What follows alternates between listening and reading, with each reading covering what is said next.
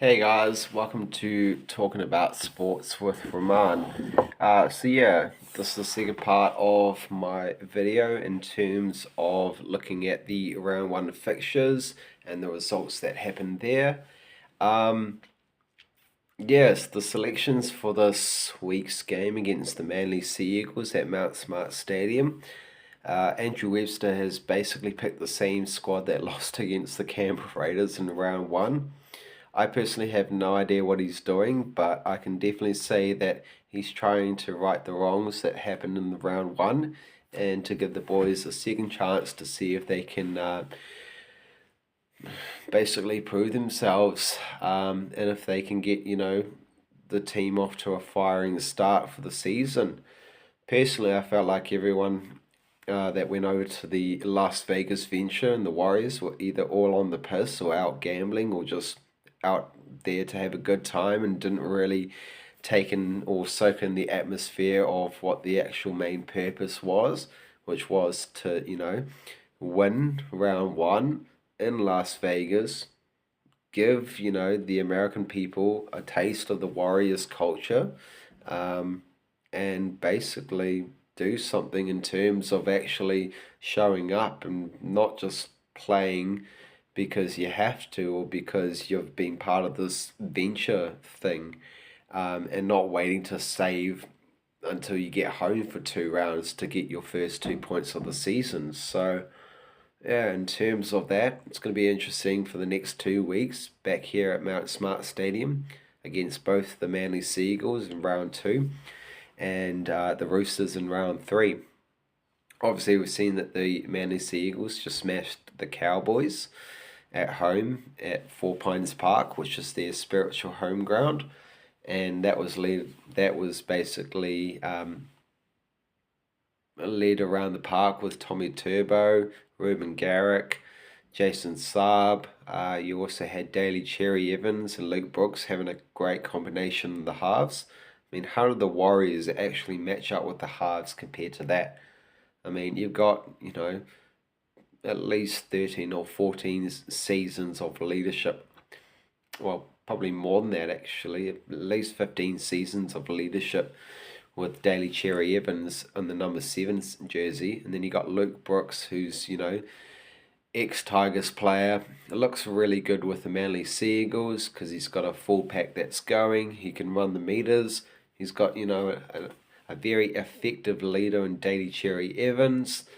So how do the Warriors match up with Chanel Harris-Tavita? Yes, who is the number 6 primarily.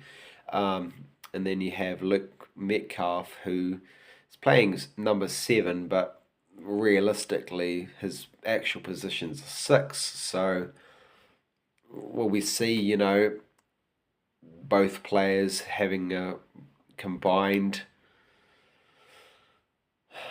a combined outing in terms of actually leading the pack in terms of maybe shifting between 6 and 7 between the two of them.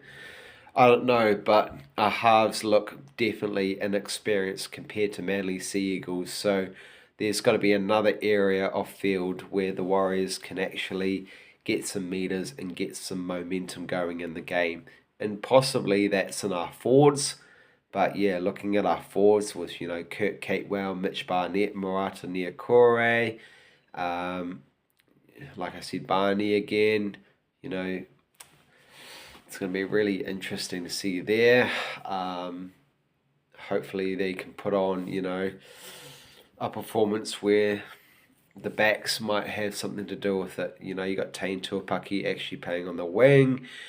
You got Pompey in the centres, Roger playing. I just feel like there's no actual real star power in terms of our team. Chance is still played at fullback, so in terms of that, you've got basically Chance at fullback who's playing a game at the moment where he's just really out of form. I don't feel like he's got the confidence going into this game. I feel that there's still a bit of that confidence at the back end of last season, which is sort of riddled into the earlier part of this season. But, being back at home, it's also, James Fisher Harris's first game at Mount Smart Stadium. So that's going to be a milestone in the making as being a Warrior player. We've got some leadership in terms of him and the forwards there. But yeah, I'll personally say it now. I think Dylan Walker is definitely our best attacking player for the Warriors. But they got him on the bench, so we're not starting with him. It's good to see Aaron Clark have a crack at Manly Sea Eagles this week. He definitely was outstanding, one of our best forwards in round one against the Raiders. But yeah, I think it's going to be really interesting to see how our ruck speed goes with Wade Egan at the 9. He's definitely going to get the ball running and moving and shifting, and then give it to the halves, and the halves can work out. But yeah, I really hope we can see, maybe 2 or 3 tackle hit-ups, and then using that 4th and 5th tackle to actually get some more meters. But also, I don't want to be seeing us again, not in the opposition's 20, because being shut down against the Raiders, it was basically only 6 or 7 opportunities that we had in their half to convert off those opportunities. And aside against like Manly Sea Eagles,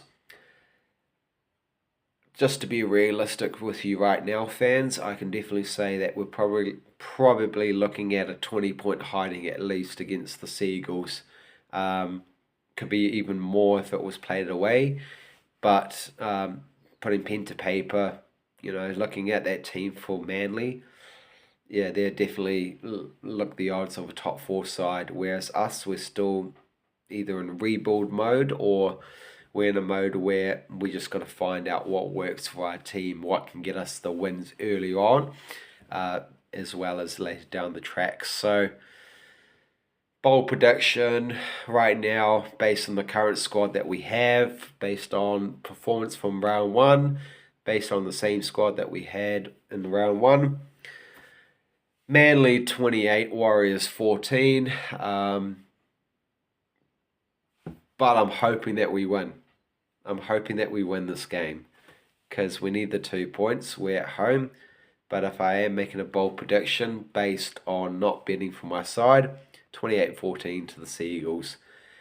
But if the Warriors are going to get over the line, it's going to be close. I can see 2 or 4 points in it. And also, Manly's the bogey team for the Warriors, like the biggest bogey team for us. They've won 28 games versus 13 for us. And the last time we actually faced them at Mount Smart, we drew. That was under the leadership with Sean Johnson. We had Dallin back then as well. So we actually had some good players back then. And we had Adam Fonua-Blake playing for us as well. So we had the forward momentum. Don't really have that this season at the moment. So yeah, I think, we're going out on a whim. It's going to be really interesting this weekend's game this week. But yeah, I can definitely say that if we lose against Manly, we have to win the following week against Roosters. No questions asked. Home games are actually probably the most important games ever to win. The only reason being for that is that you got your fan base behind you, you got the spirit behind you, you got the culture.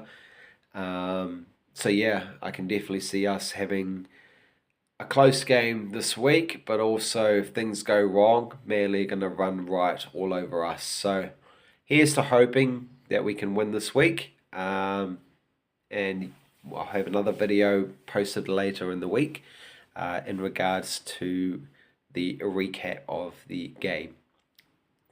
Also, I'll be at a wedding on Friday, so I won't technically actually be watching the game. But I'll be watching the highlights and checking the score, etc. So I'll know, I'll get a fair idea of who's been performing, etc. on that game. But on that note, hopefully we do get across the line, we get the 2 points, and we go, 1 from 2 to start the season. In other news, there's a lot more to come in terms of other sports that I have as well. Ka kite, take care, and up the wires. Let's go get them, boys.